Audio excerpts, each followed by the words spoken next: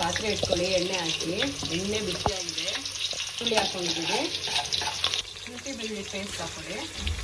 1 table spoon ಅಷ್ಟು turmeric powder ಹಾಕೊಳ್ಳಿ. Chicken ಸೇರಿಸ್ಕೊಳ್ಳಿ. ಈರುಳ್ಳಿ, ಹಸಿಮೆಣಸಿನಕಾಯಿ, ಮೆಣಸು, ಜೀರಿಗೆ ಪೇಸ್ಟ್ ಮಾಡಿ ಇಟ್ಕೊಂಡಿದ್ದೀವಿ. ಅದನ್ನು ಸೇರಿಸ್ಕೊಳ್ಳೋಣ.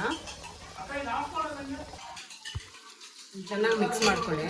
ಖಾರದ ಪುಡಿ ಮತ್ತು ಧನಿಯಾ ಪುಡಿ ಹಾಕ್ಕೊಳ್ಳಿ. ಒಂದು 3 to 4 ಟೇಬಲ್ ಸ್ಪೂನ್ ಅಷ್ಟು.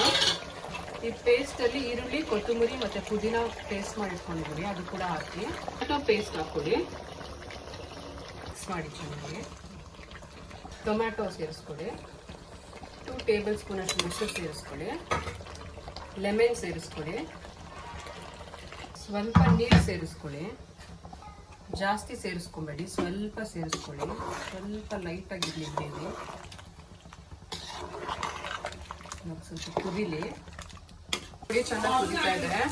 ಕೊತ್ತಂಬರಿ ಸೊಪ್ಪು ಹಾಕ್ಕೊಳ್ಳಿ.